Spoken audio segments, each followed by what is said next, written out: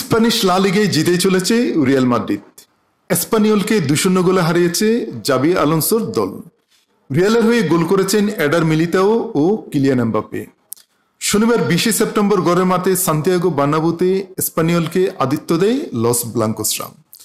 এদিন ম্যাচের শুরু থেকে আক্রমণ সানায় এসপানিওল, তবে সে আক্রমণগুলো কে হারাতে থাকে রিয়ালের গোলকিপার কার্তুয়ার সামনে। রিয়ালের আক্রমণীয় ছিল না তেমন কোনো দ্বার, প্রতিপক্ষকে খুব একটা ভাবাতে পারেনি আলোনসোর ফরওয়ার্ডরা।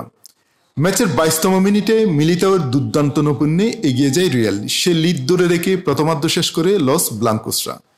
বিরতি থেকে ফিরে ব্যবধান দ্বিগুণ করে আলোনসোর দল। 47তম মিনিটে এমবাপ্পের গোলে লিড বাড়িয়ে নেয় আলোনসোর শিষ্যরা। ম্যাচের বাকি সময়টাতেও আধিপত্য ছিল রিয়ালের, তবে আর গোলের দেখা পায়নি তারা। শেষ পর্যন্ত 2-0 ব্যবধানে লিগে টানা পঞ্চম জয় তুলে নেয় লা লিগার সফলতম দলটি। উল্লেখ্য 5 ম্যাচে 15 পয়েন্ট নিয়ে লিগ টেবিলের শীর্ষে এখন মাদ্রিদের ক্লাবটি।